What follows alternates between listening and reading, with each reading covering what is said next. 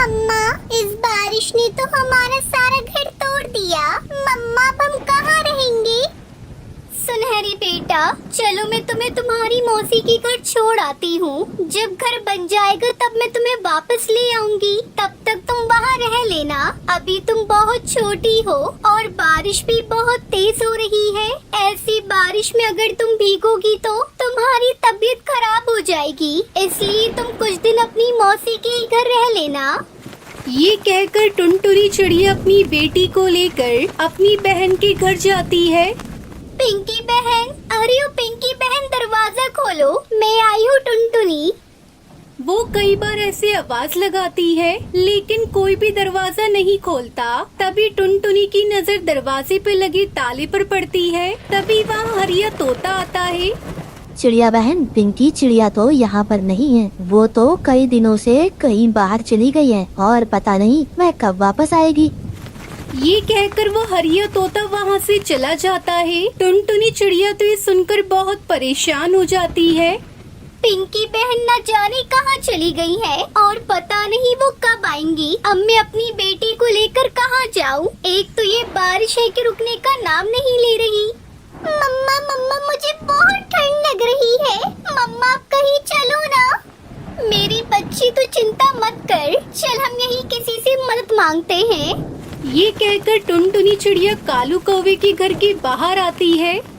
कौवे भाई, मैं दूसरे जंगल से आई हूँ और मैं अपनी बहन पिंकी चिड़िया के घर आई थी, लेकिन वो घर पर नहीं है और इस तेज बारिश की वजह से भीगकर मेरी बेटी को ठंड लग रही है। इसलिए आप मुझे बारिश के रुकने तक अपने घर में आश्रय दे दो।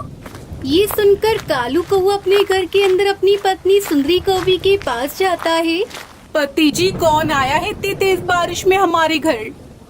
सुंदरी, वो अपने पड़ोस में पिंकी चिड़िया है ना, उसकी कोई रिश्तेदार है। वो उसके घर आई थी, लेकिन पिंकी तो घर पर नहीं है, इसलिए वो बारिश रुकने तक हमारे घर पर रहने की बोल रही है।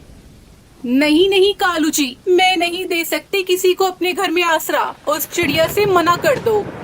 लेकिन गौरी, उसके पास एक पोटली है, तुम एक बार जाकर उससे बात तो करो। क्या कहा कालू जी? उसके पास पोटली है? तुम रुको, मैं भी जाती हूँ। देखो चिड़िया, मैं अपने घर में किसी को फ्री में रहने नहीं देती। तुम अगर मेरे घर में रहोगी तो तुम्हें मुझे कुछ तो देना ही होगा। देखो कौवी, मेरी इस पोटली में अनाज है। आज इसमें से थोड़ा अनाज तुम ले लो, लेकिन मुझे अपने घर में आश्रय दे दो। ठीक है, तो फिर तुम दोनों घर के अंदर आ जाओ। फिर सुंदरी कौवी चिड़िया को एक घोंसला दे देती है और उससे कहती है, चिड़िया, तुम दोनों इस घोंसले में रहना और इस पोटली में से आधा अनाज मुझे किराए का दे दो। फिर टुनटुनी सुंदरी को उसमें से आधा अनाज दे देती है। सुंदरी कौवी वो अनाज लेकर अपने घोंसले में आ जाती है। वैसे कालू जी, कुछ भी कहो, आज तो मजा ही आ गया जो ये चिड़िया हमारे घर आ गई। हमें तो बैठे बैठे फ्री में अनाज भी मिल गया। फिर ऐसे बातें करके वो दोनों सो जाते हैं। दूसरी तरफ टुनटुनी चिड़िया को तो नींद ही नहीं आ रही थी। वो तो अपनी बेटी के पास बैठी हुई थी। सुंदरी कौवी तो बहुत चालाक है। बस जल्दी से ये बारिश रुक जाए, फिर सुबह होते ही मैं अपने घर चली जाऊंगी। फिर ऐसे सोचते हुए टुनटुनी चिड़िया सो जाती है और सुबह उठकर वो दरवाजे पर आकर बैठती है। हे भगवान, ये बारिश तो रुकने का नाम ही नहीं ले रही है। अब मैं अपने घर कैसे जाऊंगी? तभी सुंदरी कौवी वहाँ आ जाती है। देखो चिड़िया, बारिश तो आज भी हो रही है। अगर आज भी तुम्हें मेरे घर के अंदर रहना है तो वो बाकी का अनाज भी मुझे दे दो। लेकिन सुंदरी बहन, मैं आपको आधा अनाज तो पहले ही दे चुकी हूँ। अगर मैं ये अनाज भी आपको दे दूंगी तो हम दोनों माँ बेटी क्या खाएंगे? देखो चिड़िया, मुझे नहीं पता। अगर आज भी तुम्हें मेरे घर के अंदर रहना है तो बाकी का अनाज भी मुझे देना पड़ेगा, वरना भी मेरे घर से चली जाओ। सुंदरी बहन, इतनी तेज बारिश में अपनी बेटी को लेकर मैं कहाँ जाऊंगी? अब तो आपने हमारा सारा अनाज भी ले लिया, अब हम क्या खाएंगे? अरे तू तो मेरे पीछे पड़ गई है। या तो तू मुझे अनाज दे दे या मेरे घर से निकल जा। फिर टुनटुनी चिड़िया वो बाकी का बचा कुचा अनाज भी सुंदरी कौवी को दे देती है और भगवान से बारिश रुकने की प्रार्थना करने लगती है। हे भगवान, कैसे भी करके इस बारिश को बंद कर दो, हमें अपने घर जाना है।